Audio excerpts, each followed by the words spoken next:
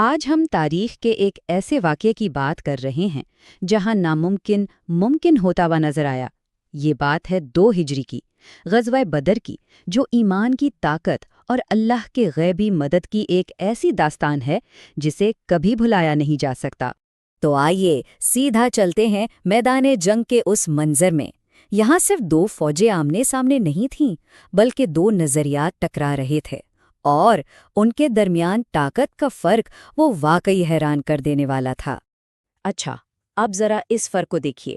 ایک طرف صرف 313 مسلمان اور دوسری طرف قریش کا تقریباً 1000 کا لشکر، مطلب 3 گنا سے بھی زیادہ کا فرق۔ بظاہر تو یہ کوئی مقابلہ ہی نہیں تھا، یہ بقا کی جنگ تھی۔ اور بات صرف گنتی کی نہیں تھی، مسلمانوں کے پاس نہ تو پورے ہتھیار تھے نہ ہی کافی سواریاں۔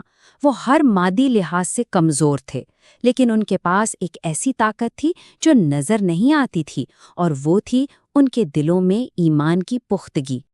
اب ہم چلتے ہیں جنگ سے 1 رات پہلے کے اس لمحے کی طرف جس نے تاریخ کا رخ موڑ دیا۔ یہ وہ وقت تھا جب روحانیت نے مادیت پر اپنی برتری کی بنیاد رکھی۔ تو جنگ سے ٹھیک 1 رات پہلے، جب ہر طرف سناٹا تھا، اللہ کے رسول صلی اللہ علیہ وسلم نے پوری رات اپنے رب کے سامنے دعا میں گزار دی۔ اس وقت آپ صلی اللہ علیہ وسلم نے اپنے ہاتھ اٹھائے اور جو دعا مانگی وہ تاریخ میں امر ہو گئی۔ آپ صلی اللہ علیہ وسلم نے فرمایا، اے اللہ، اگر آج یہ مٹھی بھر جماعت ختم ہو گئی تو پھر زمین پر تیری عبادت کرنے والا کوئی نہیں رہے گا۔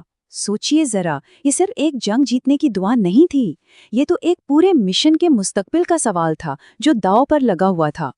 یہ دعا سن کر ساتھ کھڑے حضرت ابوبکر صدیق رضی اللہ عنہ نے تسلی دیتے ہوئے کہا، یا رسول اللہ، بس کیجئے، اللہ آپ کی دعا ضرور قبول فرمائے گا۔ یہ صحابہ کے یقین اور ایمان کا عالم تھا۔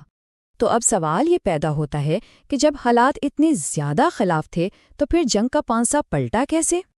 یہ کوئی عام سوال نہیں تھا، بات صرف جنگی حکمت عملی کی نہیں تھی۔ اصل سوال یہ تھا کہ کیا ایمان مادی اسباب پر غالب آ سکتا ہے؟ اور اس کا جواب ہمیں قرآن میں ملتا ہے۔ اللہ تعالیٰ نے فرمایا، میں تمہاری مدد کے لیے 1000 فرشتے بھیج رہا ہوں جو ایک کے بعد ایک آئیں گے۔ یہ وہ غیبی مدد کا وعدہ تھا جو میدان جنگ میں پورا ہوا۔ جو صحابہ وہاں موجود تھے انہوں نے بعد میں بتایا کہ وہ اپنی آنکھوں سے دشمنوں کو گرتے ہوئے دیکھ رہے تھے، حالانکہ کسی مسلمان کی تلوار ان تک پہنچی بھی نہیں تھی۔ یہ اللہ کی غیبی مدد کا کھلا ثبوت تھا۔ تو جب ایمان اور غیبی مدد ایک ساتھ مل جائیں تو نتیجہ ایک ایسی تاریخی فتح کی صورت میں نکلتا ہے جو آنے والی نسلوں کے لیے مثال بن جاتی ہے۔ اس فتح کے اثرات بہت دور تک گئے، قریش کے بڑے بڑے سردار مارے گئے، مسلمانوں کو ایک عظیم و شان فتح ملی، اور سب سے بڑھ کر یہ ثابت ہو گیا کہ کامیابی تعداد یا ظاہری طاقت سے نہیں بلکہ ایمان اور اللہ پر یقین سے ملتی ہے۔ اور حضرت علی، حضرت حمزہ جیسے صحابہ کی بہادری تو بے مثال تھی۔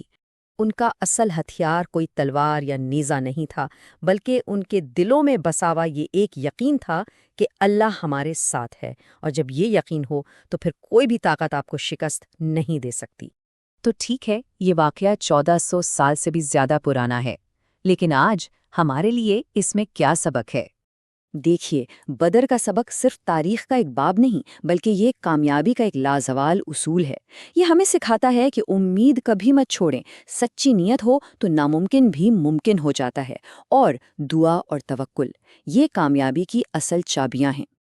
اور آخر میں ایک سوال ہمارے لیے باقی رہ جاتا ہے۔ آج کی اس تیز رفتار دنیا میں جہاں ہر چیز مادی طاقت سے ناپی جاتی ہے، ایمان اور توکل کا اصل مطلب کیا ہے؟ اور بدر کے یہ اسباق آج ہمارے چیلنجز کا سامنا کرنے میں ہماری کیسے رہنمائی کر سکتے ہیں؟ یہ ایک ایسی بات ہے جس پر ہم سب کو سوچنا چاہیے۔